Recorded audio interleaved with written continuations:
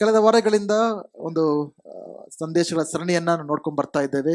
ಅದೇನೆಂದ್ರೆ ಯೇಸು ಸ್ವಾಮಿಯು ಕೆಲವು ವಿಷಯಗಳ ಪ್ರಾಮುಖ್ಯವಾದ ವಿಷಯಗಳ ಬಗ್ಗೆ ಏನು ಹೇಳಿದ್ರು ಎಂಬುದಾಗಿ ಅನೇಕ ವಿಷಯಗಳ ಬಗ್ಗೆ ನಾನು ನಿಮ್ಮ ಮಧ್ಯದಲ್ಲಿ ಹೇಳಕ್ಕೆ ನಾನು ಬಯಸ್ತೇನೆ. ಇವತ್ತು ಈಗ ನಾವು 10ನೇ ವಾರ್ಷಿಕೋತ್ಸವನ ನಮ್ಮ ಸಭೆಯನ್ನು ಕುರಿತು ನಾವು ಆಚರಿಸ್ಕೊಳ್ತಾ ಇದ್ದೇವೆ. ಹೆಚ್ಚಿನ ಸಂತೋಷವಾಗಿದೆ. ದೇವರ 10 ವರ್ಷಗಳು ನಮ್ಮನ್ನ ಈ ರೀತಿಯಾಗಿ ನಡೆಸಿದ್ದಾರೆ ಎಂಬುದಾಗಿ. ಕಳೆದ ಭಾನುವಾರ ನಾನು ಸಂದೇಶ ನೀಡೋದಿಲ್ಲ, ಗೆಸ್ಟ್ ಸ್ಪೀಕರ್ಸ್ ಇರ್ತಾರೆ. ಬಟ್ ಸಭೆಗೆ ಸಂಬಂಧಪಟ್ಟಂತ ಕೆಲವು ವಿಷಯಗಳನ್ನ ಇವತ್ತು ಹೇಳಕ್ಕೆ ನಾನು ಬಯಸಕ್ಕೆ ಇಷ್ಟಪಡುವಾತನಾಗಿದ್ದೇನೆ.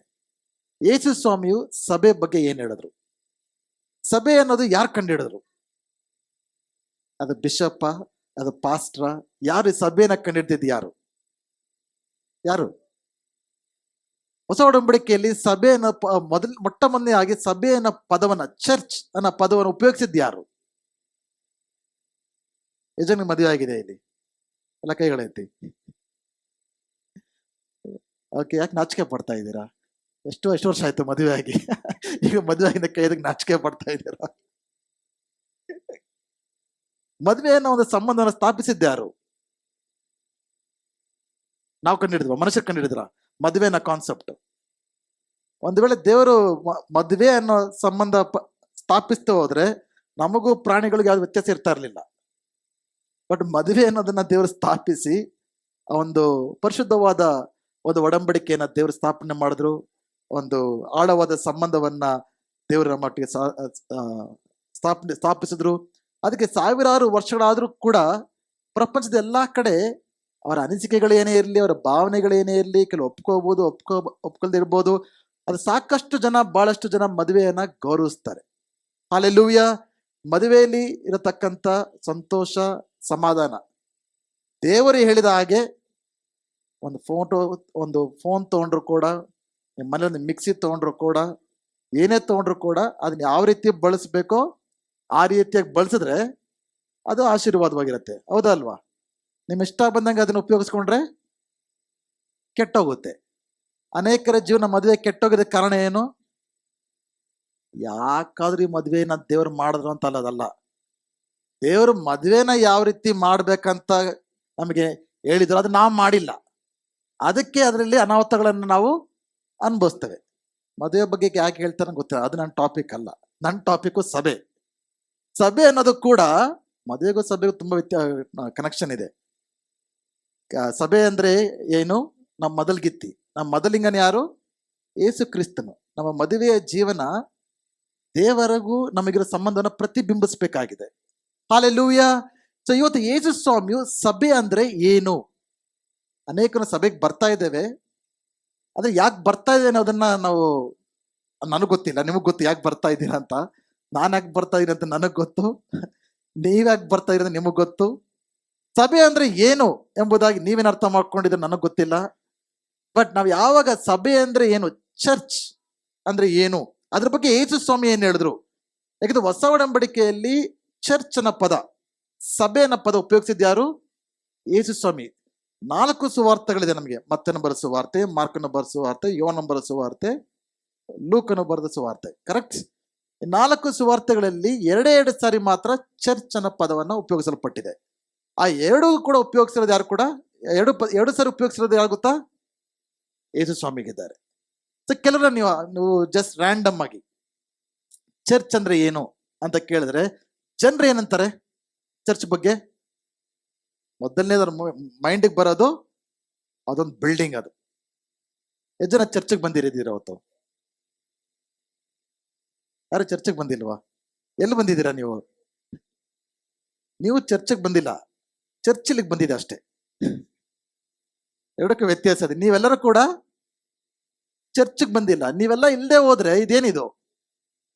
ಈ ಬಿಲ್ಡಿಂಗು ಪಕ್ಕದ ಬಿಲ್ಡಿಂಗು ಡಿಫ್ರೆನ್ಸ್ ಏನು? ಬಟ್ ಇದನ್ನ ಸಭೆ ಅಂತ ಯಾವಾಗ ಕರೀತಾರೆ? ಸಭೆ ಒಟ್ಟಾಗಿ ಸೇರಿ ಬಂದಾಗ. ಹಲ್ಲೆಲೂಯಾ.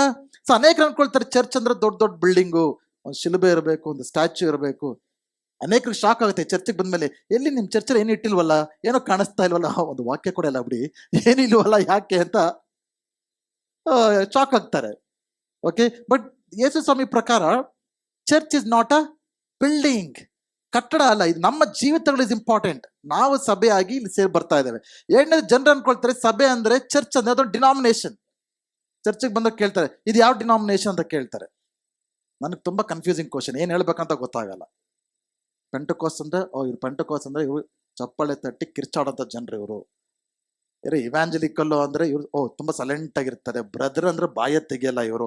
ಪ್ರತಿಯೊಂದು ಡಿನಾಮಿನೇಷನ್ ಅಲ್ಲೂ ಒಂದೊಂದು ಇದೆ. ನನಗೆ ನಾನು ಯಾವ ನನಗೆ ತಲೆ ಕೆರ್ಕೋಬೇಕಾದ್ರೆ ಯಾವ ಡಿನಾಮಿನೇಷನ್ ಅಂತ ಹೇಳಿ, ನಾನು ಏನೋ ಹೇಳಿದ್ರೆ ಅವ್ರು ಏನೋ ಅನ್ಕೊಂಡ್ಬಿಡ್ತಾರೆ. ನಾನು ಕ್ರಿಶ್ಚಿಯನ್ ಅಂತ ಹೇಳಕ್ ಬಯಸ್ತೇನೆ. ನಾನು ಬೈಬಲ್ ನಂಬ್ತೀನಿ ಅಷ್ಟೇ ಗೊತ್ತು ನನಗೆ. ಈ ಡಿನಾಮಿನೇಷನ್ಗಳು ಯಾರು ಮಾಡ್ಕೊಂಡು ನನಗೆ ಗೊತ್ತಿಲ್ಲ. ಹೋಗಿ ಅವ್ರನ್ನ ಕೇಳಿ. ನನಗೆ ಡಿನಾಮಿನೇಷನ್ ಮೇಲೆ ನಂಬಿಕೆ ಇಲ್ಲ. ನಾವೆಲ್ಲ ಕೂಡ ನಮ್ಮ ಸಭೆಯ ದರ್ಶನವೇನು? ಕ್ರಿಸ್ತ ಕೇಂದ್ರಿತ, ಸತ್ಯವೇದ ಆಧಾರಿತ ಹಾಗೂ ಪವಿತ್ರಾತ್ಮ ಭರಿತ ಸಭೆ ಆಗಿದ್ದೇವೆ. ಆಮೇಲೆ ಮೂರನೇ ಸಭೆ ಅಂದ್ರೆ ಜನರು ಏನ್ ಅನ್ಕೊಳ್ತಾರೆ, ಇಟ್ಸ್ ಅನ್ ಆರ್ಗನೈಸೇಷನ್. ನಿಮ್ಮ ಕಂಪನಿ ತರ ಇದೊಂದು ಕಂಪನಿ ಅನ್ಕೊಳ್ತಾರೆ. ಅದು US ಇಂದ ಬಂದತಕ್ಕಂತ ಒಂದು ಫಿಲಾಸಫಿ, ಅದು ಕಲ್ಚರ್. ಅದು ಪಾಸ್ಟರ್ ಕೂಡ CEO ತರ ಕಂಪನಿಯಲ್ಲಿ ಕೂತ್ಕೊಂಡು ಕೆಲಸ ಮಾಡೋ ರೀತಿ ಬಿಸ್ನೆಸ್ ತರ ಚರ್ಚ್ ನಡೆಸ್ತಾರೆ. ಅದು ಚರ್ಚ್ ಅಂದ್ರೆ ಒಂದು ಕಂಪನಿ ತರ, ಆರ್ಗನೈಸೇಷನ್ ತರ ಆಗ್ಬಿಟ್ಟಿದೆ. ಆರ್ಗನೈಸೇಷನ್ ಸಂಬಂಧಪಟ್ಟಂತ ಕೆಲವು ಕಾರ್ಯಗಳು ನಡೀತವೆ. ಅಡ್ಮಿನಿಸ್ಟ್ರೇಷನ್ ಇದೆ, ಅಕೌಂಟ್ಸ್ ಇದೆ, ಲೀಡರ್ಶಿಪ್ ಇದೆ, ಎಲ್ಲ ಇದೆ. But church is not an organisation, it's more an organism. ಅದು ಜೀವವುಳ್ಳ ಕ್ರಿಸ್ತನ ದೇಹವಾಗಿದೆ. ಇನ್ನೊಂದು ಚರ್ಚ್ ಅಂದ್ರೆ ಒಂಥರ ಸೋಷಿಯಲ್ ಕ್ಲಬ್ ಅನ್ಕೊಳ್ತಾರೆ. ಇಲ್ಲ, ಜನರು ಬಂದು ಸಂತೋಷವಾಗಿ ಮಾತಾಡ್ಸ್ಕೊಂಡು, ಆಟ ಆಡ್ಕೊಂಡು, ನಗಾಡ್ಕೊಂಡು ಹೋಗೋದಕ್ಕೆ ಒಂಥರ ಕ್ಲಬ್ ತರ ಜನರು ನೋಡ್ತಾರೆ. It's not A club. ಕೆಲವರು ಅನ್ಕೊಳ್ತಾರೆ ಚರ್ಚ್ ಅಂದ್ರೆ ಭಾನುವಾರ ನಡೆಯತಕ್ಕಂಥ ಆರಾಧನೆ ಅಂತ ಕೆಲವರು ಅನ್ಕೊಳ್ತೀರ. ನಿಜನಾ ಅದು? ಚರ್ಚ್ ಅಂದ್ರೆ ಬರೀ ಭಾನುವಾರ 2 ಗಂಟೆ ನಡೆಯೋ ಒಂದು ಕಾರ್ಯಕ್ರಮ ಅಷ್ಟೇನಾ ಅದು? ಕೆಲವರಿಗೆ ಅದು ಬರೋಕ್ಕೂ ಕಷ್ಟ. ಸಭೆ ಅಂದ್ರೆ ಏನಂತ ದೇವನ ಅರ್ಥ ಮಾಡ್ಕೊಳ್ಳಿ. ಒಂದು ದೊಡ್ಡ ಲೆಟರ್ ಒಬ್ರು ಬರ್ದಿರೋ, ಓದಕ್ಕೆ ಟೈಮ್ ಇದೆಯಲ್ಲೋ ಗೊತ್ತಿಲ್ಲ ನನಗೆ. ಯಾರೋ ಒಬ್ರು ಪಾಸ್ಟ್ಗೆ ಒಂದು ಲೆಟರ್ ಬರೆದ್ರು. ಪಾಸ್ಟ್, ನೀವು ಸಭೆಗೆ ಬರೋದ್ ಬಗ್ಗೆ ತುಂಬಾ ನೀವು ಮಾತಾಡ್ತೀರಾ, ನೀವು ತುಂಬಾ ಒತ್ತಡ ಕೊಡ್ತೀರಾ, ಸಭೆಗೆ ಬೇಗ ಬನ್ನಿ ಅಂತೀರಾ, ಸಭೆಗೆ ರೆಗ್ಯುಲರ್ ಆಗಿ ಬರ್ರಿ ಅಂತ ಹೇಳ್ತೀರಾ ಅಂತ. ಇವರೊಬ್ರು ಯಾರೋ ತಲೆ ಕೆಟ್ಟೊಬ್ರು ಲೆಟರ್ ಬರೆದ್ರು. ತಲೆ ಕೆಟ್ಟಲ್ಲಿ ಬೇಜಾರಾಗಿ ಒಂದು ಲೆಟರ್ ಬರೆದ್ರು. ಓಕೆ, ಏನಂತ ಬರೆದ್ರೆ, dear pastor, new year letter ಇದು. ನೀವು ತುಂಬಾ ಸಭೆ ಬಗ್ಗೆ ತುಂಬಾ ಮಾತಾಡ್ತೀರಾ, ಬಟ್ ಆಗಿಂದಾಗ ಸಭೆ ತಪ್ಪಿಸ್ಕೊಳ್ಳೋಕ್ಕೆ I think we should have our right. ನಮಗೂ ಸ್ವಲ್ಪ ರೈಟ್ಸ್ ಕೊಡಿ ನೀವು, ಅವಾಗ ಸಭೆಗಳನ್ನ ಲೀವ್ ಹಾಕೋದಿಕ್ಕೆ. ಅಂದ್ರೆ ಇಷ್ಟು ಲೀವ್ಗಳು ಕೊಡಿ ನನಗೆ ಅಂದೆ. ಕ್ರಿಸ್ಮಸ್ ಹಾಲಿಡೇ ಬಂದಾಗ ಒಂದು ಭಾನುವಾರ ರಜಾ ಬೇಕು ನನಗೆ. ಮುಂಚೆ ಆದ್ರೆ ಆಗ್ಲಿ, ಆಮೇಲೆ ಅದು ಒಂದು ದಿನ ಬೇಕು. ಇಂಡಿಪೆಂಡೆನ್ಸ್ ಡೇ, ನ್ಯಾಷನಲ್ ಹಾಲಿಡೇ ಬಂದ್ರೆ ಅದಕ್ಕೊಂದಿನ ರಜಾ ಬೇಕು. ಸ್ಕೂಲ್ ಓಪನ್ ಆಗ್ತಾ ಇರುತ್ತಲ್ಲ, ಆ ಸಂಡೇ ಲಾಸ್ಟ್ ಭಾನುವಾರ, ಸ್ಕೂಲ್ ಓಪನ್ ಅಂದ್ರೆ ಎಲ್ಲೂ ಹೋಗಕ್ಕಾಗಲ್ಲ, ಅದಕ್ಕೊಂದು ಸಂಡೇ ಬೇಕು ಹಾಲಿಡೇ. ಈಸ್ಟರ್ಗೆ ಎಲ್ಲಾದ್ರೂ ಆಚೆ ಹೋಗ್ಬೇಕು, ಅದಕ್ಕೊಂದಿನ ರಜಾ ಬೇಕು. ಮದರ್ಸ್ ಡೇ ಅಮ್ಮನ ಜೊತೆ ಸಮಯ ಕಳಿಬೇಕು, ಅದಕ್ಕೊಂದಿನ ರಜಾ ಬೇಕು. ಫಾದರ್ಸ್ ಡೇ ಅಪ್ಪನ ಜೊತೆ ಸಮಯ ಕಳಿಬೇಕು, ಅದಕ್ಕೊಂದಿನ ಬೇಕು. ಸ್ಕೂಲ್ ಕ್ಲೋಸಿಂಗ್ ಡೇ ತುಂಬಾ ಸ್ಟ್ರೆಸ್ ಆಗ್ಬಿಟ್ಟಿದೆ. ಎಕ್ಸಾಮ್ ಎಲ್ಲ ಆದ್ಮೇಲೆ ಸ್ಟ್ರೆಸ್ ತುಂಬಾ, ಮಕ್ಕಳಿಗಿಂತ ತಂದೆ ತಾಯಿಗಳಿಗೆ ಫುಲ್ ಸ್ಟ್ರೆಸ್. ಓಕೆ, ಮಕ್ಕಳು ಆರಾಮಾಗಿ ಬರ್ಕೊಂಡ್ ಬರ್ತಾರೆ ಎಕ್ಸಾಮ್. ತಲೆ ಚಿಂತೆ ಇಲ್ಲ ಯಾರಿಗೆ? ತಂದೆ ತಾಯಂದಿರಿಗೆ, ಸ್ಪೆಷಲಿ ತಾಯಂದಿರಿಗೆ. ಸ್ಕೂಲ್ ಕ್ಲೋಸ್ ಆಗಿ ಒಂದಿನ ನಾವು ಆಚೆ ಹೋಗ್ಬೇಕು. ಓಕೆ, ಫ್ಯಾಮಿಲಿ ರಿಯೂನಿಯನ್, ನಂದು ನನ್ನ ಹೆಂಡತಿ ಇಬ್ರು ಕುಟುಂಬದ ರಿಯೂನಿಯನ್ಸ್ 3 ಭಾನುವಾರ ಆದ್ರೆ ರಜಾ ಬೇಕು. ಕೆಲವೊಮ್ಮೆ ಶನಿವಾರ ಲೇಟಾಗಿ ಮಲ್ಗ್ಬಿಡ್ತೀವಿ, IPL ನೋಡ್ಕೊಂಡು, ವರ್ಲ್ಡ್ ಕಪ್ ನೋಡ್ಕೊಂಡು, ಏನೋ ನೋಡ್ಕೊಂಡು ಲೇಟಾಗಿ ಮಲ್ಗ್ಬಿಡ್ತೀವಿ, ಬರೋಕ್ಕಾಗಲ್ಲ. ಅದಕ್ಕೊಂದು ಅಟ್ಲೀಸ್ಟ್ 4 ಸಂಡೇ ನಮ್ಗೆ ಬರೋಕ್ಕಾಗಲ್ಲ. ಮನೇಲಿರೋದು ಸತ್ತರೆ ಕುಟುಂಬದವರು, ಫ್ರೆಂಡ್ಸು, ನಂಟರು, ಯಾರೊಬ್ರು ಸಾಯ್ತಾನೆ ಇರ್ತಾರೆ ಗೊತ್ತಿರೋರು ಅಲ್ವಾ ವರ್ಷದಲ್ಲಿ. ಅಟ್ಲೀಸ್ಟ್ 4 ಭಾನುವಾರ ಅದಕ್ಕೊಂದು ರಜಾ ಬೇಕು. ಆನಿವರ್ಸರಿ, ಮದುವೆ ಆನಿವರ್ಸರಿ, ಗಂಡ ಹೆಂಡತಿ ಒಟ್ಟಿಗೆ ಹೋಗ್ಬೇಕು ತಾನೆ, ಅದೊಂಥರ ಸೆಕೆಂಡ್ ಹನಿಮೂನು, ಥರ್ಡ್ ಹನಿಮೂನು, ಅದಕ್ಕೊಂದಿನ ರಜಾ ಬೇಕು. ರೋಗ ಬರುತ್ತೆ, ವರ್ಷ ಆದ್ಮೇಲೆ ಎಲ್ಲರಿಗೂ ರೋಗ ಬಂದೇ ಬರುತ್ತಾನೆ, ಅಟ್ಲೀಸ್ಟ್ ಅದಕ್ಕೊಂದು 5 ಭಾನುವಾರ ರಜಾ ಬೇಕು. ಬಿಸ್ನೆಸ್ ಟ್ರಿಪ್ಸ್, ಕೆಲಸಗಳು ಹೋಗ್ಲೇಬೇಕು, ಎಕ್ಸ್ಕ್ಯೂಸ್ ತೊಗೊಳಕ್ಕಾಗಲ್ಲ, ನಮ್ಮ ಬಾಸ್ ಒಪ್ಕೊಳ್ಳಲ್ಲ, ಅದಕ್ಕೊಂದು ದಿನ ಬೇಕು, 4 ದಿನ ಬೇಕು. ಮತ್ತೆ ರಜಾ ಬೇಕಲ್ಲ ಆಗಿಂದಾಗ, ಅದಕ್ಕೊಂದು 4 ದಿನ. ಮಕ್ಕಳು ಸ್ಪೋರ್ಟ್ಸ್ ಡೇ, ಅದಕ್ಕೊಂದು 5 ದಿನ. ಬ್ಯಾಡ್ ವೆದರ್, ತುಂಬಾ ಚಳಿ, ತುಂಬಾ ಸೆಕೆ, ಅದಕ್ಕೊಂದು 4 ದಿನ. ಅನ್ಎಕ್ಸ್ಪೆಕ್ಟೆಡ್ ಗೆಸ್ಟ್, ಕೇಳ್ದೆ ಬಂದ್ಬಿಡ್ತಾರೆ ಕೆಲವರು, ಅವ್ರಿಗೊಂದು 5 ಭಾನುವಾರ ಅವ್ರಿಗೆ. Special on TV, cricket, football, F1 ಏನೇನೋ ಇರುತ್ತಲ್ಲ, ಅದಕ್ಕೊಂದು 3 ಭಾನುವಾರ.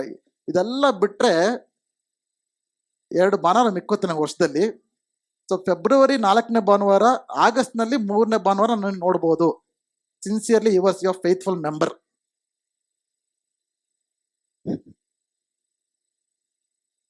ಯಾರು ನೀವ್ಯಾರು ಬರ್ದಿಲ್ಲ ತಾನೆ ಲೆಟರ್ನ?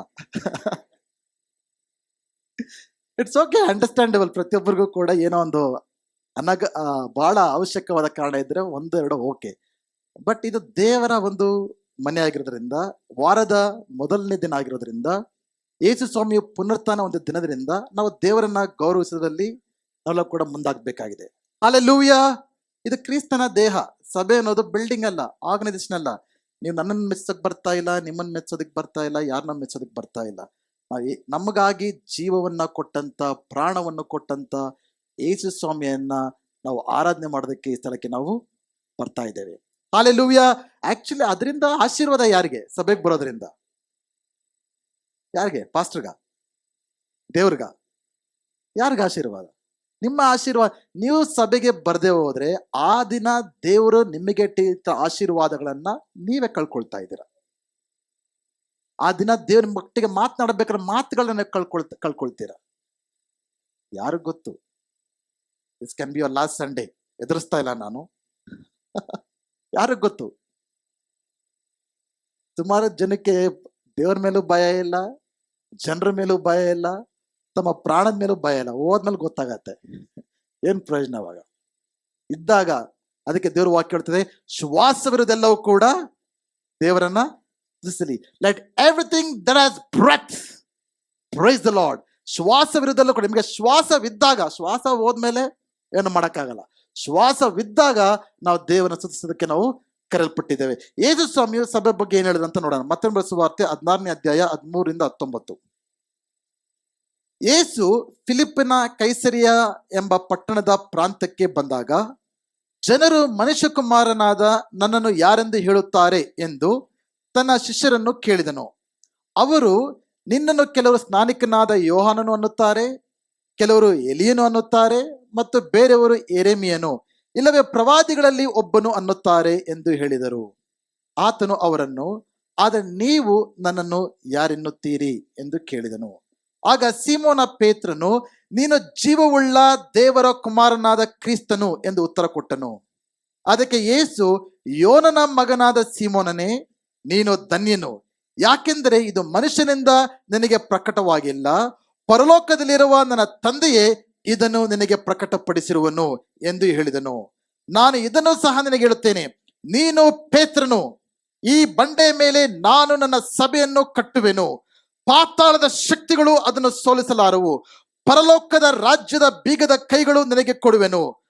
ಭೂಲೋಕದಲ್ಲಿ ನೀನು ಯಾವುದನ್ನು ಕಟ್ಟುತ್ತೀಯೋ ಅದು ಪರಲೋಕದಲ್ಲಿಯೂ ಕಟ್ಟಲ್ಪಟ್ಟಿರುವುದು, ಮತ್ತು ಭೂಲೋಕದಲ್ಲಿ ನೀನು ಯಾವುದನ್ನು ಬಿಚ್ಚುತ್ತೀಯೋ ಅದು ಪರಲೋಕದಲ್ಲಿಯೂ ಬಿಚ್ಚಲ್ಪಟ್ಟಿರುವುದು ಅಂದನು. ಹಲ್ಲೆಲೂಯಾ. ಮೊದಲನೇದಾಗಿ ಇಲ್ಲಿ ಯೇಸು ಸ್ವಾಮಿ ಉಪಯೋಗಿಸಿರತಕ್ಕಂಥ ಪದ, ಪೇತ್ರನು ಯಾವಾಗ ಯೇಸುವೆ ನೀನೇ ಜೀವಕುಮಾರನಾದ ಮಗನೆಂಬುದಾಗಿ ಆತ ಅರಿಕೆ ಮಾಡಿದಾಗ ಯೇಸುವೆ ಪೇತ್ರನ ನೋಡಿ ಹೇಳ್ತಾ ಇದ್ದಾರೆ, ನೀನು ಪೇತ್ರನ್, ಯು ಆರ್ ಪೀಟರ್. ಗ್ರೀಕಿನ ಪದ ಪೆಟ್ರೋಸ್ ಅಂದ್ರೆ ಕಲ್ಲು. ಪೀಟರ್ ಅಂದ್ರೆ ಅರ್ಥ ಏನು? ಕಲ್ಲು. ಈ ಬಂಡೆಯ ಮೇಲೆ, ಅದಕ್ಕೆ ಪೆಟ್ರೋಸ್ ಅಂತ ಗ್ರೀಕಲ್ ಪದ. ಈ ಬಂಡೆ, ಪೇತ್ರನ್ ಯಾರು? ಕಲ್ಲು. ಬಟ್ ನಾನು ಈ ಬಂಡೆ ಮೇಲೆ ಅಂದ್ರೆ ತನ್ನ ಮೇಲೆ, ಈ ಪ್ರಕಟಣೆ ಮೇಲೆ, ಪೇತ್ರನ ಹೇಳ್ದಲ್ಲ ಈ ಪ್ರಕಟಣೆ, ನೀನು ಜೀವಕುಮಾರನಾದ ಮಗನು, ಯೇಸು ಕ್ರಿಸ್ತನು ಜೀವಕುಮಾರನಾದ ಮಗನು. ಆ ಒಂದು ಪ್ರಕಟಣೆಯ ಮೇಲೆ, ಯೇಸು ಕ್ರಿಸ್ತನ ಮೇಲೆ, ಬಂಡೆ ಅಂದ್ರೆ ಯಾರು? ಯೇಸು ಕ್ರಿಸ್ತನೇ. ಆ ಬಂಡೆ ಮೇಲೆ ನಾನು ನನ್ನ ಸಭೆಯನ್ನ ಕಟ್ಟುತ್ತೇನೆ ಎಂಬುದಾಗಿ ಯೇಸು ಸ್ವಾಮಿ ಹೇಳ್ತಾ ಇದ್ದಾರೆ. ಹಲ್ಲೆಲೂಯಾ. ಸಭೆ ಅಂದಾಗ ಯೇಸು ಸ್ವಾಮಿ ಯಾವ ಅರ್ಥದಲ್ಲಿ ಹೇಳಿದ್ರು? ಒಂದು ಬಿಲ್ಡಿಂಗ್ ಕಟ್ತೀನಿ ಅಂತ ಹೇಳಿದ್ರ? ಒಂದು ಆರ್ಗನೈಸೇಷನ್ ಕಟ್ತೀನಿ ಅಂತ ಹೇಳಿದ್ರ? ಒಂದು ಡಿನಾಮಿನೇಷನ್ ಮಾಡ್ತೀನಿ ಅಂತ ಹೇಳಿದ್ರ? ಯೇಸು ಸ್ವಾಮಿ ಯಾವ ಅರ್ಥದಲ್ಲಿ ಹೇಳಿದ್ರು? ನಾನು ನನ್ನ ಸಭೆಯನ್ನ ಕಟ್ತೇನೆ ಅಂದ್ರೆ ಯೇಸು ಸ್ವಾಮಿಯಲ್ಲಿ ಮನಸ್ಸಲ್ಲಿದ್ದಂತ ಅರ್ಥ ಏನು? ಅದಕ್ಕೆ ಸ್ವಲ್ಪ ಆ ದಿನಗಳ ಪದಗಳ ಅರ್ಥವನ್ನ ನೋಡ್ಬೇಕಾಗತ್ತೆ. ಗ್ರೀಕಲ್ಲಿ ಆ ಪದ ಎಕ್ಲೀಸಿಯಾ ಎಂಬುದಾಗಿ. ಏನದು? ಎಕ್ಲೀಸಿಯಾ. ಎಕ್ ಅಂದ್ರೆ ಔಟ್, ಅದಕ್ಕೆ ಎಕ್ಸಿಟ್ ಅಂತೇವೆ, ಔಟ್ ಆಫ್. ಎಕ್ಲೀಸಿಯಾ. ಕಾಲಿಯೋ ಅಂದ್ರೆ ಕರೆಯಲ್ಪಟ್ಟಂತ. ಅಂದ್ರೆ ಆ ದಿನಗಳಲ್ಲಿ ಗ್ರೀಕ್ ದೇಶಗಳಲ್ಲಿ, ರೋಮಾ ಪಟ್ಟಣಗಳಲ್ಲಿ ಜನರು ಆ ಪಟ್ಟಣವನ್ನ ಪ್ರತಿನಿಧಿಸತಕ್ಕಂಥ ಜನರು ಬರ್ತಾ ಇದ್ರು, ಒಂದು ಸಭೆಯಾಗಿ ಬರ್ತಾ ಇದ್ರು. ಆ ಪಟ್ಟಣಕ್ಕೆ ಸಂಬಂಧಪಟ್ಟಂತ ತೀರ್ಮಾನ ತೆಗೆದುಕೊಳ್ಳೋಕೋಸ್ಕರ, ಪಾಲಿಸೀಸ್ನ ಮಾಡೋದಕ್ಕೋಸ್ಕರ, ಡಿಸಿಷನ್ಸ್ ತೆಗೆದುಕೊಳ್ಳೋಕೋಸ್ಕರ, ಮೇ ಬಿ ಇದನ್ನ ಪಂಚಾಯತಿ ರೀತಿ ನಾವು ಊಹಿಸ್ಕೊಳ್ಬಹುದು. ಕೆಲವು ಏನ್ ಮಾಡ್ತಾರೆ, ಒಂದು ಹಳ್ಳಿಯ ಒಂದು ಬೆಳವಣಿಗೆಗೋಸ್ಕರ, ಅಭಿವೃದ್ಧಿಗೋಸ್ಕರ, ಸಮಸ್ಯೆಗಳನ್ನ ಬಗೆಹರಿಸೋಕ್ಕೋಸ್ಕರ ಆ ದಿನಗಳಲ್ಲಿ ಪೊಲೀಸ್ ಸ್ಟೇಷನ್, ಕೋರ್ಟ್ ಎಲ್ಲ ಇಲ್ದಿರತಕ್ಕಂಥ ದಿನದಲ್ಲಿ ಆ ಹಳ್ಳಿಯ ಹಿರಿಯರೆಲ್ಲ ಬಂದು ಬರ್ತಾ ಇದ್ರು. ಹೌದಾ? ಆ ಒಂದಕ್ಕೆ ಯೇಸು ಕಂಪೇರ್ ಮಾಡ್ತಾರೆ. ನಾನು ನನ್ನ ಸಭೆ ಅಂದ್ರೆ it is a governing body, ಒಂದು ಅಧಿಕಾರವುಳ್ಳ ನೇಮಿಸಲ್ಪಟ್ಟಂತ ಜನರು ಎಂಬುದಾಗಿ. ಅದನ್ನ ಈ ದಿನಗಳೆಲ್ಲ ಎಂಬಸಿಗೆ ಕಂಪೇರ್ ಮಾಡ್ಬೋದು. ಎಂಬಸಿ ಬಗ್ಗೆ ಗೊತ್ತಾ? ನಮ್ಮ ಭಾರತ ದೇಶದಲ್ಲಿ ಬೇರೆ ಬೇರೆ ಎಂಬಸಿಗಳಿರ್ತವೆ. ಬೇರೆ ದೇಶಕ್ಕೆ ಹೋದಾಗ ಭಾರತದ ಎಂಬಸಿ ಇರುತ್ತೆ. ಫಾರ್ ಎಕ್ಸಾಂಪಲ್ ಇಲ್ಲಿ ಆಸ್ಟ್ರೇಲಿಯಾ ಎಂಬಸಿ ಇರುತ್ತೆ, UK ಎಂಬಸಿ ಇರುತ್ತೆ, US ಎಂಬಸಿ ಇರುತ್ತೆ. ಕೇಳಿದ್ದೀರಾ? ಆ ಎಂಬಸಿ ವೆರಿ ಪವರ್ಫುಲ್ ಒಂದು ಆರ್ಗನೈಸೇಷನ್ ಅದು. ಓಕೆ, ಆ ಎಂಬಸಿ ಈಗ ಭಾರತ ದೇಶದಲ್ಲಿ US ಎಂಬಸಿ ಅಂತ ಇದ್ರೂ ಕೂಡ ಈ ಎಂಬಸಿ ಯಾರನ್ನ ಪ್ರತಿನಿಧಿಸ್ತಾ ಇದೆ? US ದೇಶವನ್ನ ಪ್ರತಿನಿಧಿಸ್ತಾ ಇದೆ. ಅದು ಒಂದು ಅಧಿಕಾರ ಯಾರಿಂದ ಹೊಂದ್ಕೊಂಡಿದೆ? US ಇಂದ. ಇಂಡಿಯಾದಲ್ಲಿ ತಕ್ಕಂಥ ಜನರು ಕೂಡ ಅವ್ರನ್ನ ಮುಟ್ಟೋದಕ್ಕೆ ಧೈರ್ಯ ಪಡೋದಿಲ್ಲ. It's a very powerful organisation. ಅವರ ಭಾಷೆ, ಅವರ ಕಲ್ಚರ್, ಅವರ ವ್ಯಾಲ್ಯೂಸ್ ಎಲ್ಲ ಕೂಡ ಭಾರತ ದೇಶಕ್ಕೆ ಸಂಬಂಧಪಟ್ಟಿರೋದಿಲ್ಲ. ಅದು ಯಾವ ದೇಶಕ್ಕೆ ಸಂಬಂಧಪಟ್ಟಿರುತ್ತೆ? US ದೇಶಕ್ಕೆ ಸಂಬಂಧಪಟ್ಟಿರುತ್ತೆ. ಆ ರೀತಿಯಾಗಿ ಇದು ಜಸ್ಟ್ ಎಕ್ಸಾಂಪಲ್ ಕೊಟ್ಟೆ. ಬಟ್ ಒಂದು ಎಂಬಸಿ ಅಂತ ಇದ್ದಾಗ ಅದು ಬೇರೆ ದೇಶದಲ್ಲಿ ಇದ್ರೂ ಕೂಡ ಅದು ಒಂದು ಅಧಿಕಾರವುಳ್ಳ ಒಂದು ಸ್ಥಳವಾಗಿರುತ್ತದೆ. ಅದು ಎಷ್ಟು ಸ್ಥಳ ಅಂದ್ರೆ, ಚೈನಾದಲ್ಲಿ 2012ನೇ ವರ್ಷದಲ್ಲಿ ಒಬ್ಬ ಹ್ಯೂಮನ್ ಆಕ್ಟಿವಿಸ್ಟ್ ಇದ್ದ, ಅಥವಾ ಕ್ರೂಡ ಕೂಡ ಆಗಿದ್ದ. ಆತನ ಹೆಸರು ಚೆನ್ ಗ್ವಾಂಗ್ ಚೆಂಗ್ ಅಂತ. ಆತನು ಚೈನಾ ಒಂದು ಸರ್ಕಾರ ವಿರುದ್ಧವಾಗಿ ಆತನ ಪ್ರತಿಭಟನೆ ಮಾಡ್ತಾ ಇದ್ದ. ಅವ್ರು ನಡೆಸ್ತಾ ಇರತಕ್ಕಂಥ ಫೋರ್ಸ್ಫುಲ್ ಅಬಾರ್ಷನ್ಸ್ ವಿರುದ್ಧವಾಗಿ, ಹ್ಯೂಮನ್ ರೈಟ್ಸ್ ಅಬ್ಯೂಸ್ ವಿರುದ್ಧವಾಗಿ ಈ ಒಬ್ಬ ಕ್ರೂಡ ವ್ಯಕ್ತಿ ಹೋರಾಡ್ತಾ ಇದ್ದ. ಅದಕ್ಕೆ ಚೈನಾ ಗೌರ್ಮೆಂಟ್ ಏನ್ ಮಾಡಿದ್ರು, ಅವ್ರನ್ನ ಹೌಸ್ ಅರೆಸ್ಟ್ ಮಾಡಿದ್ರು. ಈ ವ್ಯಕ್ತಿ ಹೇಗೋ ಮಾಡಿ ಚುರುಕುತನ ಉಪಯೋಗಿಸ್ಕೊಂಡು, ಕ್ರೂಡ ಆಗಿದ್ರು ಕೂಡ ಬಹಳ ಚುರುಕುತನದಿಂದ ಆ ಹೌಸ್ ಅರೆಸ್ಟ್ ತಪ್ಪಿಸ್ಕೊಂಡು ಆ ಪಕ್ಕದ ಹಳ್ಳಿಲಿರತಕ್ಕಂಥ US ಎಂಬಸಿ ಒಳಗೆ ಕಾಲಿಟ್ಬಿಡ್ತಾನೆ. US ಎಂಬಸಿ ಒಳಗೆ ಕಾಲಿಡ್ತಿದಂಗೆನೆ ಚೈನಾ ದೇಶದ ಪೊಲೀಸ್ ಆಗ್ಲಿ, ಆರ್ಮಿ ಆಗ್ಲಿ ಈ ವ್ಯಕ್ತಿನ ಮುಟ್ಟಕ್ಕಾಗಿಲ್ಲ. ಆಗ ಎರಡು ದೇಶಗಳ ಮಧ್ಯೆ ನೆಗೋಷಿಯೇಷನ್ ಸ್ಟಾರ್ಟ್ ಆಗುತ್ತೆ. US ದೇಶ ಮತ್ತೆ ಚೈನಾ ದೇಶದ ಬಗ್ಗೆ ಇಬ್ರು ಕೂಡ ಮಾತಾಡ್ಕೊಳ್ತಾರೆ, ಏನ್ ಮಾಡಬೇಕು ಈ ವ್ಯಕ್ತಿ ಬಗ್ಗೆ ಅಂತ. ಒಂದ್ಸತಿ US ಒಳಗ್ ಬಂದ್ಮೇಲೆ, ಎಂಬಸಿ ಒಳಗ್ ಬಂದ್ಮೇಲೆ ಅದರ ಜವಾಬ್ದಾರಿ ಯಾರ್ದು? US ಅವ್ರದ್ದು. ಆ ಎಂಬಸಿ ಇರೋದೆಲ್ಲಿ? ಚೈನಾದಲ್ಲಿ. ಚೈನಾದವ್ರಿಗೆ ಅದ್ರ ಮೇಲೆ ಏನಿಲ್ಲ, ಅಧಿಕಾರ ಇಲ್ಲ. ಇಬ್ರು ಮಾತಾಡ್ಕೊಂಡು ಆಮೇಲೆ ಒಂದು ಕನ್ಕ್ಲೂಷನ್ ಬರ್ತಾರೆ, ಈ ವ್ಯಕ್ತಿನ ನೀವು US ಗೆ ಸಾಗಿಸ್ಬಿಡಿ ಎಂಬುದಾಗಿ. ಸೊ ಯಾಕೆ ಹೇಳ್ತೇನೆ ಅಂದ್ರೆ, when Jesus said I will build my church, ನಾವು ಯಾವ ದೇಶಕ್ಕೆ ಸಂಬಂಧಪಟ್ಟವರು? ಭಾರತ ದೇಶ ನಿಜ, ಇಲ್ಲಿ ನಾವು ಪರಲೋಕ ದೇಶಕ್ಕೆ ಸಂಬಂಧಪಟ್ಟವರು. Hallelujah, we are the citizens of heaven. ನಾವು ಪರಲೋಕಕ್ಕೆ ಸಂಬಂಧಪಟ್ಟಂತವರು. We are the citizens of heaven. ಈ ದೇಶ ನಮ್ಮ ಸ್ವಂತ ಅಲ್ಲ, ಈ ಭೂಮಿ ನಮ್ಮ ಸ್ವಂತವಲ್ಲ. ಬಟ್ ಇಲ್ಲಿ ಸಭೆ ಅಂದ್ರೆ ಒಂದು ಎಂಬಸಿ ಆಗಿ ದೇವರು ನಮ್ಮನ್ನ ಇಟ್ಟಿದ್ದಾರೆ. Hallelujah. ಅದಕ್ಕೆ ಯೇಸು ಹೇಳ್ತದೆ, gates of hell, you are my church. ನಾವು ದೇವರ ಜನರಾಗಿದ್ದೇವೆ. ಸಭೆ ಅನ್ನೋದು ದೇವರ ಜನರಾಗಿದ್ದೇವೆ. It's not a building, but it's not a common people. It's a people of authority, people of power. ಶಕ್ತಿ, ಅಧಿಕಾರವನ್ನು ಹೊಂದಿಕೊಂಡಿರ್ತಕ್ಕಂಥ ಜನರಾಗಿದ್ದೇವೆ. ಆ ರೀತಿ ನಾವು ನೋಡ್ಕೊಳ್ತಾ ಇದ್ದೇವಾ? ಅನೇಕ ಸಭೆ ಅಂದ್ರೆ ಏನೋ ಭಾನುವಾರ ಆರಾಧನೆಗೆ ಬರ್ತಾರೆ ಅನ್ಕೊಳ್ತಿದ್ದೇವೆ ಹೊತ್ತು. But are you understanding that we are an embassy of the kingdom of heaven? ನಾವು ಪರಲೋಕ ದೇಶದ ಎಂಬಸಿ ಆಗಿದೆ. ಚರ್ಚ್ ಅಂದ್ರೆ ಏನು? It's an embassy. ನಾವು ಅಧಿಕಾರನ ಹೊಂದ್ಕೊಂಡಿದ್ದೇವೆ, ಶಕ್ತಿಯನ್ನು ಹೊಂದ್ಕೊಂಡಿದ್ದೇವೆ ಟು ಇಂಪ್ಯಾಕ್ಟ್ ದ ಪೀಪಲ್. ನಾವು ಇಲ್ಲಿ ಬಂದು ಸೇರಿ ಪ್ರಾರ್ಥನೆ ಮಾಡಿದಾಗ, ಇಲ್ಲಿ ಬಂದು ಸೇರಿ ದೇವರ ಆರಾಧನೆ ಮಾಡುವಾಗ, ಉತ್ತರ ಬೆಂಗಳೂರು ದೇಶದ ಪ್ರಾಂತ್ಯದಲ್ಲಿರತಕ್ಕಂಥ ಎಲ್ಲ ಸೈತರನ ಶಕ್ತಿಗಳು, ದುರಾತ್ಮ ಶಕ್ತಿಗಳು ಅವು ಹೋಗ್ಬೇಕಾಗಿದೆ, ಸೋತು ಹೋಗ್ಬೇಕಾಗಿದೆ. ಹಾಲೆಲೂಯಾ. ಆ ಅಧಿಕಾರವನ್ನ, ಶಕ್ತಿಯನ್ನು ದೇವರು ಕೊಟ್ಟಿದ್ದಾರೆ. ಕೇವಲ ಈ ಸ್ಥಳಕ್ಕೆ ಬಂದು ನಾವು ಹಾಡಾಡುವಂಥದ್ದು, ದೇವರ ವಾಕ್ಯ ಕೇಳೋದಕ್ಕೆ ಮಾತ್ರ ದೇವರು ಕರೆದಿಲ್ಲ. ಸ್ವಾಮಿ ನನ್ನ ಸಭೆನ ಕಟ್ತೀನಂದ್ರೆ ಒಂದು ಸಭೆ ಆಗಿ ರೀತಿ ಮಾಡಿ ವರ್ಷಿಪ್ ಲೀಡರ್ಸ್ನ, ಪಾಸ್ಟರ್ನ ಇಡ್ತೀನಿ ಅಂತ ಸ್ವಾಮಿ ಹೇಳಿಲ್ಲ. ಇವರ ಪವರ್ಫುಲ್ ಎಂಬಸಿ ಅದೆಲ್ಲ ಇರಬಾರ್ದು ಅಂತ ಹೇಳ್ತಾ ಇಲ್ಲ. But we are an embassy of the kingdom of Heaven. ದೇವರ ಶಕ್ತಿ ಹಾಗೂ ದೇವರ ಅಧಿಕಾರವನ್ನ ಹೊಂದಿಕೊಂಡಿರ್ತಕ್ಕಂಥ ಜನರಾಗಿದ್ದೇವೆ. ಹಾಲೆಲೂಯಾ. ಈ ಸಭೆಯನ್ನ ಸೋಲಿಸೋದಕ್ಕೆ ಶಕ್ತಿ ಯಾರಿಗೂ ಕೂಡ ಈ ಲೋಕದಲ್ಲಿ ಇಲ್ಲ. ಪಾತಾಳದ ದ್ವಾರಗಳು ಇದನ್ನ ಜಯಿಸಲಾರವು. ಈ ಸಭೆ ಕೇವಲ 2000 ವರ್ಷಗಳ ಹಿಂದೆ ಸಾಮಾನ್ಯವಾದ ಜನರಿಂದ ಪ್ರಾರಂಭವಾಗಿದ್ದು, ಅನೇಕರು ಮೀನು ಹಿಡಿಯತಕ್ಕಂಥ ಜನರು, ವಿದ್ಯಾಭ್ಯಾಸ ಇಲ್ದಿರತಕ್ಕಂಥ ಜನರು, ಆ 12 ಜನ ಶಿಷ್ಯರಿಂದ ಪ್ರಾರಂಭವಾದಂಥವು. ಇವತ್ತು 2000 ವರ್ಷ ಆದ್ಮೇಲೆ ಇಡೀ ಲೋಕ ಕೂಡ ತುಂಬಿಕೊಂಡು ಹರಡಿಕೊಂಡಿದೆ ಅಂದ್ರೆ, that in it self is an evidence. It is not the work of man but the work of god. ಇದು ಮನುಷ್ಯರ ಕಾರ್ಯವಲ್ಲ, ಇದು ದೇವರ ಕಾರ್ಯ ಎಂಬುದಾಗಿ. ಪಾತಾಳದ ದ್ವಾರಗಳು, ಇದು ಒಂದು ಅರ್ಥ ಮಾಡ್ಕೊಳ್ಳಿ. ಸಭೆ ಅಂದ್ರೆ ಏನು? ನಾವು ಒಂದು ಎಂಬಸಿ ಆಗಿದ್ದೇವೆ, ದೇವರ ಜನರಾಗಿದ್ದೇವೆ. ಪಾತಾಳದ ದ್ವಾರಗಳು, it's gates, the gates of hell. ಅಂದ್ರೆ ಇಲ್ಲಿ ಆಕ್ರಮಿಸ್ತಾರದು ಯಾರು, ಡಿಫೆನ್ಸ್ ಮಾಡ್ತಾರದು ಯಾರು?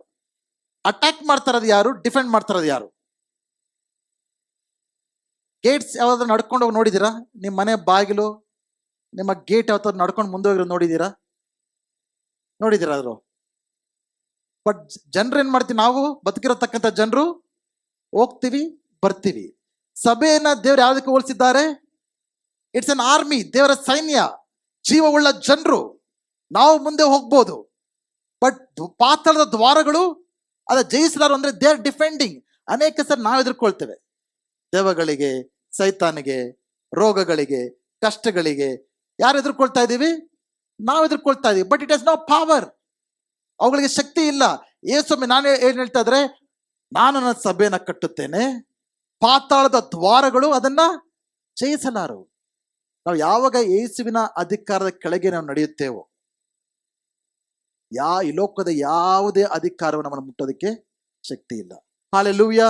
ಅದ ನ್ಯೂ ಲೈಫ್ ಫೆಲೋಶಿಪ್ ಯಲಹಂಕ ಸಭೆಯಾಗಿ ಈ ಒಂದು ಉತ್ತರ ಬೆಂಗಳೂರು ದೇವರ ಮೇಲೆ ಇಟ್ಟಿರುವಾಗ, ನಾವೊಂದು ಸಾಧಾರಣದ ಜನರಾಗಿ ನಮ್ಮನ್ನು ನೋಡಬಾರ್ದು. ಕೇವಲ ಒಂದು ಬಿಲ್ಡಿಂಗ್ಗೆ ಆರಾಧನೆ ಮಾಡಕ್ಕೆ ಬರ್ತಾ ಇದೀವಿ ಅಂತ ಅನ್ಕೋಬಾರ್ದು. ಕೇವಲ ಹಾಡುಗಳ ಹಾಡಿ ದೇವರ ವಾಕ್ಯವನ್ನ ಕೇಳಕ್ಕೆ ಬರ್ತಾ ಅಂತ ಅನ್ಕೋಬಾರ್ದು. ಆದ್ರೆ ದೇವರು ನಮ್ಮನ್ನು ಉಪಯೋಗಿಸ್ಕೊಂಡು, ಯೇಸು ಹೇಳಿ ಪೇತ್ರನಿಗೆ ಏನ್ ಹೇಳಿದ್ರು? ನೀನು ಪೇತ್ರನು, ಈ ಬಂಡೆ ಮೇಲೆ ನನ್ನ ಸಭೆಯನ್ನ ಕಟ್ಟುತ್ತೇನೆ ಎಂಬುದಾಗಿ. ಅಂದ್ರೆ ಯೇಸು ಏನ್ ಹೇಳ್ತಾ ಇದ್ರೆ, ನಾನು ನನ್ನ ಸಭೆಯನ್ನ ಕಟ್ಟುತ್ತೇನೆ, ಆದ್ರೆ ಪೇತ್ರನೇ ನಿನ್ನನ್ನು ನಾನು ಉಪಯೋಗಿಸ್ಕೊಳ್ತೇನೆ. ಹಲ್ಲೆಲೂಯಾ. ಸೊ ಯೇಸು ಸ್ವಾಮಿ ಸಭೆಯನ್ನ ಕಟ್ತಾ ಇದ್ದಾರೆ. ಬಟ್ ಯಾರ ಮುಖಾಂತರ ಕಟ್ತಾ ಇದ್ದಾರೆ? ನಿಮ್ಮ ಮುಖಾಂತರ ಹಾಗೂ ನನ್ನ ಮುಖಾಂತರ ದೇವರ ಸಭೆಯನ್ನ ಕಟ್ತಾ ಇದ್ದಾರೆ. ಸಭೆ ಕಟ್ಟುವಾಗ, ಜನರು ರಕ್ಷಣೆಗೆ ಬರುವಾಗ, ಜನರು ಬಿಡುಗಡೆ ಹೊಂದಿಕೊಳ್ಳುವಾಗ, ಜನರು ಆಶೀರ್ವಾದ ಹೊಂದಿಕೊಳ್ಳುವಾಗ ನಾವು ಈ ದೇಶದಲ್ಲಿ ಬದಲಾವಣೆಯನ್ನ ಕಾಣೋದಕ್ಕೆ ಸಾಧ್ಯ. ನಮ್ಮ ಪಟ್ಟಣದಲ್ಲಿ, ನಮ್ಮ ರಾಜ್ಯದಲ್ಲಿ, ನಮ್ಮ ದೇಶದಲ್ಲಿ ಒಂದು ದೊಡ್ಡ ಬದಲಾವಣೆಯನ್ನ ನೋಡೋದಕ್ಕೆ ಸಾಧ್ಯವಾಗುತ್ತೆ. ಹಲ್ಲೆಲೂಯಾ. ಅನೇಕ ಸಲ ಸಭೆಗೆ ಬರೋದು ಅನ್ಕೊಳ್ತೀವಿ ಒಂದು ಪ್ಲೇಸ್, ಒಂದು ಆರಾಧನೆ ಮಾಡಕ್ ಬರ್ತಾ ಇದೀವಿ, ವಾಕ್ಯ ಕೆಳಗೆ ಬರ್ತಾ ಇದೀವಿ, ಒಂದು ಸ್ಥಳಕ್ಕೆ ಬರ್ತಾ ಇದೀವಿ ಅಂತ ಅನ್ಕೊಳ್ತೇವೆ. But God wants to use you. ದೇವರ ಪೇತ್ರನ ನೋಡಿ ಏನಂತ ಹೇಳಿದ್ರು? ದೇವರ ರಾಜ್ಯದ ಬೀಗದ ಕೈಗಳ ನಿಮಗೆ ಕೊಡ್ತೀನಿ ಅಂತ ಯಾವ್ದಾಗಿ ಪೇತ್ರನಿಗೆ ಹೇಳಿದ್ರು. ಯೇಸುಸ್ವಾಮಿ ನಿಮ್ಮನ್ನೆಲ್ಲ ನೋಡಿ ಹೇಳ್ತಾರೆ, ನಮ್ಮನ್ನು ನೋಡಿ ಹೇಳ್ತಾ ಇದ್ದಾರೆ, I will build my church through you. ನಾನು ನನ್ನ ಸಭೆಯನ್ನ ನಿಮ್ಮ ಮುಖಾಂತರ ಕಟ್ತೇನೆ ಎಂಬುದಾಗಿ. ಅನೇಕರಿಗೆ ಈಗ ಹೇಳ್ತಾ ಇರ್ಬೇಕಂದ್ರೂ ಕೂಡ ಎಷ್ಟು ಜನಕ್ಕೆ ಅರ್ಥ ಆಗ್ತಿದೆ ಕೂಡ ಗೊತ್ತಾಗಲ್ಲ. ನಿಮ್ಮ ಮನಸ್ಸಲ್ಲಿ ಇನ್ನೂ ಏನಿರುತ್ತೆ? ಚರ್ಚ್ ಅಂದ್ರೆ ಒಂದು ಬಿಲ್ಡಿಂಗು, ಚರ್ಚ್ ಅಂದ್ರೆ ಒಂದು ಭಾನುವಾರದ ಆರಾಧನೆ, ಚರ್ಚ್ ಅಂದ್ರೆ ಹೋಗಿ 4 ಹಾಡು ಆಡೋದು, ಚರ್ಚ್ ಅಂದ್ರೆ ಹೋಗಿ ದೇವ್ರ ವಾಕ್ಯ ಕೇಳೋದು, ಅಬ್ಬಬ್ಬಾ ಅಂದ್ರೆ ಮಿನಿಸ್ಟ್ರಿ ಇನ್ವಾಲ್ವ್ ಆಗೋದು, ಅಷ್ಟರಲ್ಲೇ ನೀನು ನೋಡ್ತೀರಾ. ಬಟ್ ದೇವರ ಯೇಸುಸ್ವಾಮಿ ಅರ್ಥದಲ್ಲಿ ಸಭೆ ಅಂದ್ರೆ ಏನು? It's a powerful body of authority. ಅಧಿಕಾರವುಳ್ಳ ದೇವರ ಜನರು. ಒಂದು ಎಂಬಸಿ ಯಾವ ರೀತಿಯಾಗಿ ತನ್ನ ದೇಶದ ಪರವಾಗಿ ನಿಂತುಕೊಂಡು ಮಾತನಾಡುತ್ತೋ, ಆ ಎಂಬಸಿ ಯಾವ ರೀತಿಯಾಗಿ ತನ್ನ ದೇಶದ ಮೌಲ್ಯಗಳನ್ನ, ತನ್ನ ದೇಶದ ಅಜೆಂಡಾಗಳನ್ನ, ತನ್ನ ದೇಶದ ಒಂದು ನಿಯಮಗಳನ್ನ, ತನ್ನ ದೇಶದ ಒಂದು ನಿರ್ಣಯಗಳನ್ನ ಯಾವ ರೀತಿಯಾಗಿ ಪಾಲಿಸುತ್ತೋ, ಈ ಲೋಕದಲ್ಲಿ ಸಭೆಯಾಗಿ ನಾವು ಪರಲೋಕದ ಭಾಷೆಯನ್ನ, ಪರಲೋಕದ ಮೌಲ್ಯಗಳನ್ನ, ಪರಲೋಕದ ತೀರ್ಮಾನಗಳನ್ನ, ನಿರ್ಧಾರಗಳನ್ನ ಈ ಲೋಕದಲ್ಲಿ ನಾವು ನೆರವೇರಿಸಬೇಕಾಗಿದೆ. ಹಲ್ಲೆಲೂಯಾ. ಅದಕ್ಕೆ ಯೇಸು ಹೇಳಿದ್ರು, ಈ ಲೋಕದಲ್ಲಿ ನೀವೇನೇನು ಬಂಧಿಸ್ತೀರೋ ಅದು ಪರಲೋಕದಲ್ಲಿ ಬಂಧಿಸಲ್ಪಟ್ಟಿರುತ್ತೆ, ಈ ಲೋಕದಲ್ಲಿ ನೀವೇನು ಬಿಡುಗಡೆ ಮಾಡ್ತೀರೋ ಅದು ಪರಲೋಕದಲ್ಲಿ ಬಿಡುಗಡೆ ಮಾಡಲ್ಪಟ್ಟಿದೆ ಎಂಬುದಾಗಿ. ಅಂದ್ರೆ ಈ ಲೋಕದಲ್ಲಿ ನಿಮ್ಗೆ ಏನೆಲ್ಲ ನೋಡಕ್ಕೆ ನಿಮ್ಗೆ ಇಷ್ಟ ಆಗ್ತಾ ಇಲ್ವೋ ಅದನ್ನ ಏನ್ ಮಾಡ್ಬೇಕಾಗಿದೆ? ಬಂಧಿಸ್ಬೇಕಾಗಿದೆ. ಪರಲೋಕದಲ್ಲಿ ಏನಿದೆ? ಯಾವಾಗಲೂ ಕೂಡ ಸಂತೋಷ, ಶಾಂತಿ, ಸಮಾಧಾನ, ಆಶೀರ್ವಾದ, ಐಶ್ವರ್ಯ. ಅದನ್ನ ಈ ಲೋಕದಲ್ಲಿ ತರುವ ಅಧಿಕಾರ ಇರೋದು ಯಾರಿಗೆ? ನಿಮಗೆ. ಅನೇಕ ಸಾರಿ ನಾವು ಬೀಗದ ಕೈ ಇಟ್ಕೊಂಡು ಹುಡುಕಾಡ್ತಾ ಇರ್ತೀವಿ, ಎಲ್ಲಿದೆ ಬೀಗದ ಕೈ ಅಂತ, ಕೈಯಲ್ಲ. ಆ ರೀತಿ ನಾವು ಕೂಡ ದೇವರ ಅಧಿಕಾರನ ಕೊಟ್ಟಿದ್ದಾರೆ, ಆ ಅಧಿಕಾರನ ಕೈಲಿ ಇಟ್ಕೊಂಡು ಅದನ್ನ ಉಪಯೋಗಿಸಕ್ಕೆ ಅನೇಕ ಸಾರಿ ನಮಗೆ ಆಗ್ತಾ ಇಲ್ಲ. ನಿಮ್ಮ ಮನೆಯ ಆಶೀರ್ವಾದ, ನಿಮ್ಮ ಮದುವೆ ಜೀವನದ ಆಶೀರ್ವಾದ, ನಿಮ್ಮ ಉದ್ಯೋಗದ ಆಶೀರ್ವಾದ, ನಿಮ್ಮ ಮಕ್ಕಳ ಆಶೀರ್ವಾದ ಯಾರ ಕೈಯಲ್ಲಿದೆ? ಹಲೋ, ಯಾರ ಕೈಯಲ್ಲಿದೆ? ನೀವೇನ್ ಮಾಡ್ಬೇಕು? ಅಧಿಕಾರ ಉಪಯೋಗಿಸಿ. ಯೇಸುವಿನ ನಾಮದಲ್ಲಿ ನನ್ನ ಮಕ್ಕಳು ಆಶೀರ್ವದಿಸಲ್ಪಡ್ತಾರೆ. ಯೇಸುವಿನ ನಾಮದಲ್ಲಿ ನನ್ನ ಮದುವೆ ಜೀವನದಲ್ಲಿ ಕಾರ್ಯ ಮಾಡತಕ್ಕಂಥ ಪಾತಾಳದ ಎಲ್ಲಾ ಶಕ್ತಿಗಳನ್ನ ಯೇಸುವಿನ ನಾಮದಲ್ಲಿ ಬಿಟ್ಟು ಹೋಗಕ್ಕೆ ಆಜ್ಞಾಪಿಸ್ತೇನೆ ಎಂಬುದಾಗಿ ಹೇಳ್ಬೇಕು. ಈ ಲೋಕದ ಶಕ್ತಿಗಳು, ಈ ಲೋಕದ ಕಾರ್ಯಗಳು ಯಾವುದೇ ಕೂಡ ನಮ್ಮ ಜೀವಿತಗಳಿರಬಾರ್ದು. ಅದರ ಮೇಲೆ ಅಧಿಕಾರವನ್ನು ತೆಗೆದುಕೊಳ್ಳುವುದು ನೀವಾಗಿರ್ಬೇಕು. ನೀವು ಅಧಿಕಾರವುಳ್ಳ ಜನರು. ಅನೇಕ ಸರಿ ನೀವು ಬಲಹೀನರಾಗಿ ನೀವು ಕಾಣ್ಕೊಳ್ಬಾರ್ದು. ನಮ್ಮಲ್ಲಿ ಯಾವುದೇ ಬಲ ಇಲ್ಲ, ಅಧಿಕಾರ ಇಲ್ಲ, ಏನ್ ಮಾಡಕ್ಕಾಗತ್ತೆ, ನನ್ನ ಕೈಲಿ ಏನೂ ಆಗೋದಿಲ್ಲ. ಯಾವಾಗ ಸಭೆ ಅಂದ್ರೆ ಏನು ಅನ್ನೋ ಒಂದು ಅರ್ಥ ನಿಮಗೆ ಗೊತ್ತಾಗುತ್ತೋ, ಆ ಸಭೆಯಲ್ಲಿ ಮೇಲೆ ದೇವರಿಟ್ಟಿರುವ ಅಧಿಕಾರ ಏನೋ ನಿಮಗೆ ಗೊತ್ತಾಗುತ್ತೆ.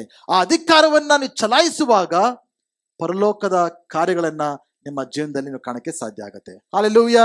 ಜೋರಾಗಿ ಚಪ್ಪಾಳೆ ತಟ್ಟುತ್ತಾ ದೇವರ ನಾಮವನ್ನ ನಾವು ನಮ್ಮೆಪ್ಪಡಿಸುವಂತರಾಗೋಣ.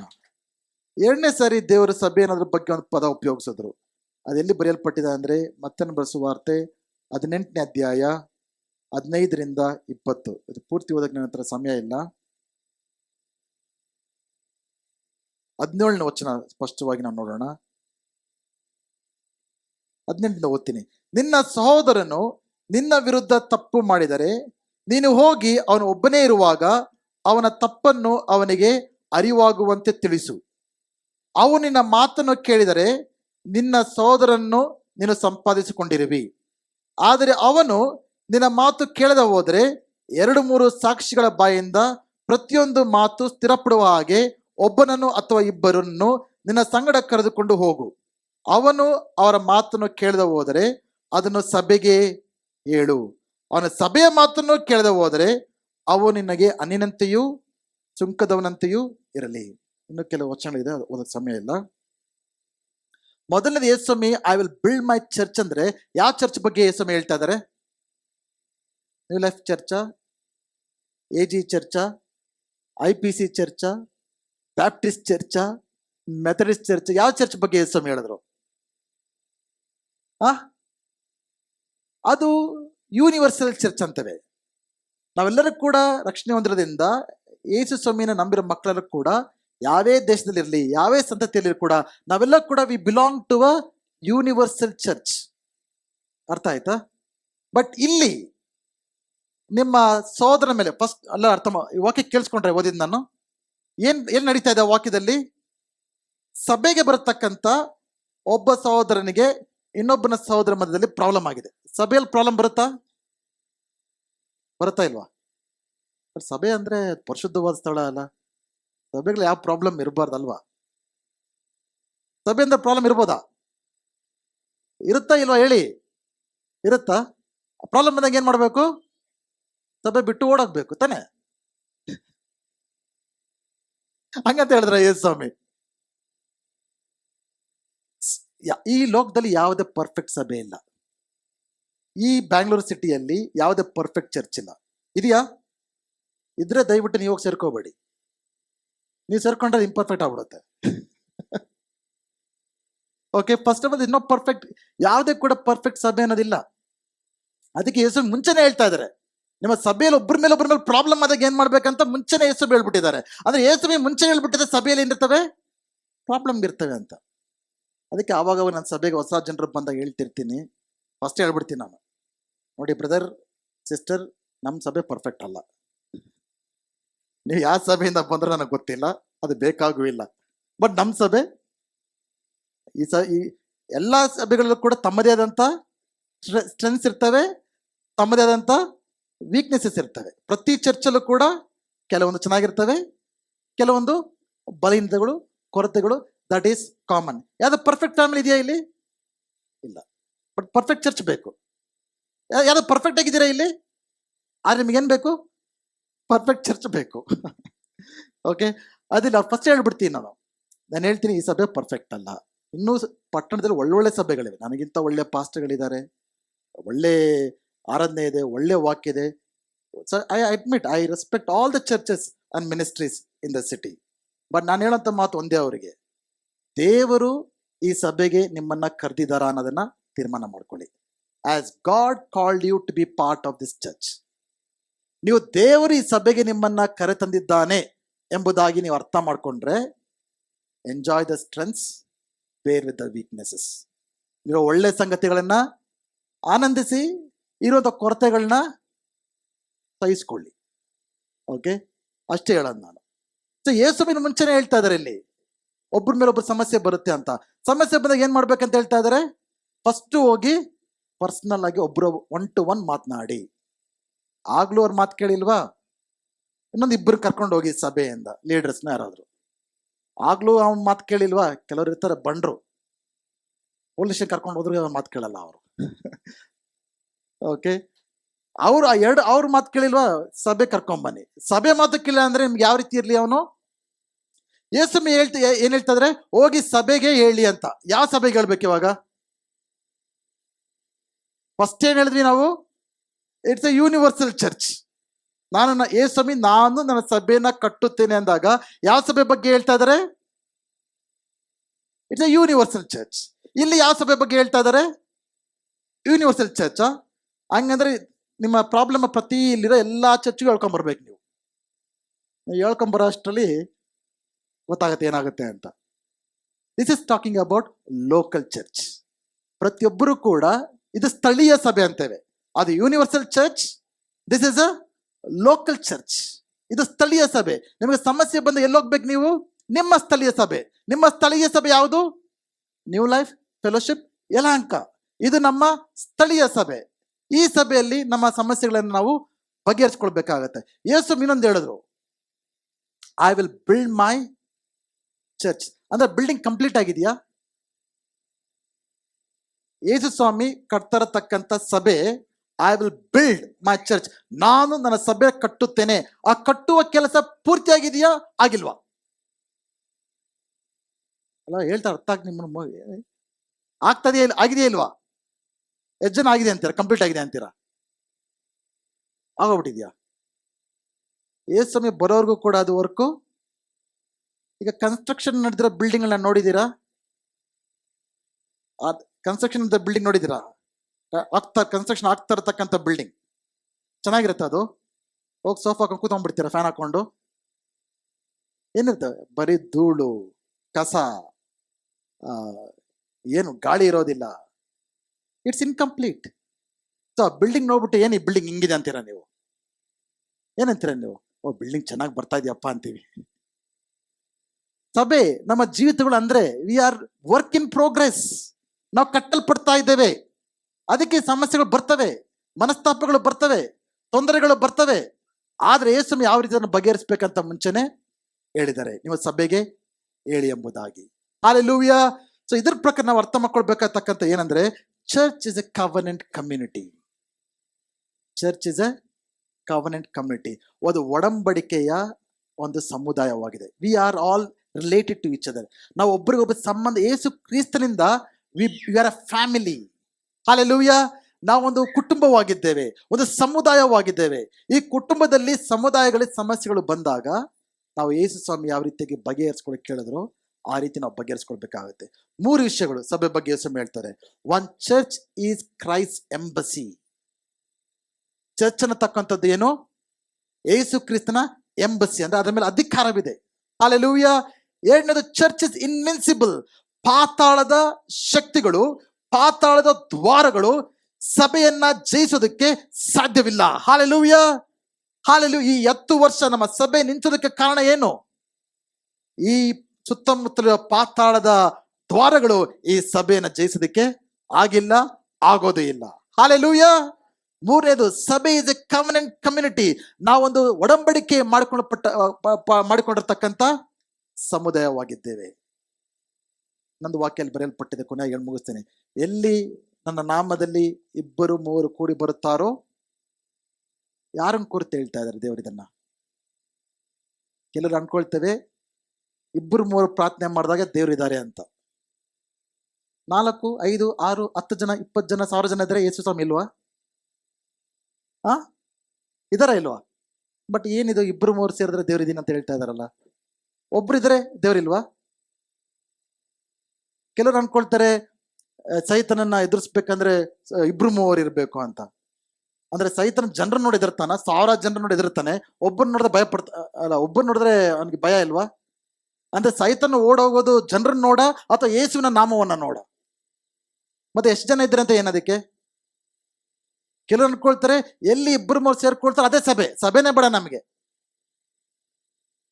ಸಭೆ ಇಸ್ ಇಂಪರ್ಫೆಕ್ಟ್, ಪಾಸ್ಟರ್ ಇಂಪರ್ಫೆಕ್ಟು, ಚರ್ಚ್ ಇಂಪರ್ಫೆಕ್ಟು, ನಾನು ಒಬ್ಬನೇ ಪರ್ಫೆಕ್ಟು, ನಾನು ಹೋಗಲ್ಲ ಅಲ್ಲಿಗೆ. ಅದಕ್ಕೆ ಈ ವಾಕ್ಯ ಚೆನ್ನಾಗಿದೆ.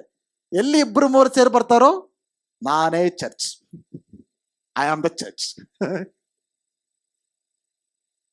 ಅಂತ ಹೇಳ್ಕೊಳ್ಳೋರು ಇದ್ದಾರೆ, ನಾನೇ ಸಭೆ ಅಂತ. ಈ ವಾಕ್ಯದ ಅರ್ಥ ಅದ? ನೋ.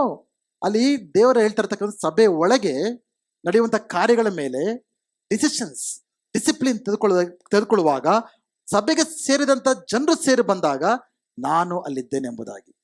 ಅಪೊಸ್ತಲನಾದ ಪೇತ್ರನು ಪೌಲನೆಲ್ಲ ನಮ್ಮ ಥರ ಅರ್ಥ ಮಾಡ್ಕೊಂಡ್ಬಿಟ್ಟಿದ್ರೆ 2-3 ಸೇರಿದ್ರೆ ಚರ್ಚ್ ಆಗ್ಬಿಡುತ್ತೆ ಅಂತ. ಚರ್ಚನ್ನ ಯಾಕೆ ಸ್ಥಾಪಿಸಿದ್ರು? ಯೆರೂಸಲೇಮ್ ಚರ್ಚ್ ಆಕೆ, ಆಂಟಿಯೋಕ್ ಚರ್ಚ್ ಆಕೆ, ಎಫೆಸಸ್ ಚರ್ಚ್ ಆಕೆ, ಕೊಲೊಸ್ಸೆ ಚರ್ಚ್ ಆಕೆ, ಫಿಲಿಪ್ಪೈ ಚರ್ಚ್ ಆಕೆ, ಎಲ್ಲ ರಕ್ಷಣೆ ಹೊಂದಿದ ಮೇಲೆ 2-3 ಸೇರ್ಕೊಳ್ಳಿ, ಟಾಟಾ ಬಾಯ್ ಬಾಯ್ ಅಂತ ಹೋಗ್ಬೋದಾಯ್ತಲ್ಲ. ಯೇಸುನು ಯಾಕೆ ಪ್ರತಿ ಸಭೆಗೆ ವರಗಳು ಕೊಡಬೇಕು? ಸಭಾ ಪಾಲಕರು, ಅಪೋಸ್ತಲರು, ಟೀಚರ್ಸು, ಪ್ರಾಫಿಟ್ಸ್ ಯಾಕೆ ಬೇಕು? ಜನರು ದೇವ್ರ ವಾಕ್ಯನ ಯಾವ ರೀತಿ ಬೇಕನ್ನೋ ಬಳಸ್ಕೊಂಡ್ಬಿಡ್ತಾರೆ. ಎಲ್ಲಿ 2-3 ಸೇರಿದ್ರೆ ಅದೇ ಚರ್ಚ್. ಇನ್ನೂ ಇದ್ರ ಬಗ್ಗೆ ತುಂಬಾ ವಿಷಯಗಳಿದೆ, ಬಟ್ ಟೈಮ್ ಆಗೋಗಿದೆ. ಬಟ್ 3 ವಿಷಯ ನೆನ್ಪು ಮಾಡ್ಕೊಳ್ಳಿ. ಯೇಸು ಸ್ವಾಮಿ ನಾನು ನನ್ನ ಸಭೆನ ಕಟ್ಟುತ್ತೇನೆ ಅಂದ್ರೆ it is a Christ embassy on earth. ಪರಲೋಕದ ಎಂಬಸಿ ನಾವಾಗಿದ್ದೇವೆ. ಹಲ್ಲೆಲೂಯಾ. ಯೇಸು ಕ್ರಿಸ್ತನ ಅಧಿಕಾರವನ್ನ ಹೊಂದಿಕೊಂಡಿರ್ತಕ್ಕಂಥ ಪರಲೋಕದ ಎಂಬಸಿ ನಾವಾಗಿದ್ದೇವೆ. ಪಾತಾಳದ ದ್ವಾರಗಳು ಈ ಸಭೆಯನ್ನು ಜಯಿಸೋದಕ್ಕೆ ಸಾಧ್ಯವಿಲ್ಲ. ಅದೇ ರೀತಿ ನಾವೆಲ್ಲರೂ ಕೂಡ ಒಡಂಬಡಿಕೆ ಮಾಡಿಕೊಂಡಿರ್ತಕ್ಕಂಥ ಒಂದೇ ಸಮುದಾಯವು, ಒಂದೇ ಕುಟುಂಬ ಆಗಿದ್ದೇವೆ.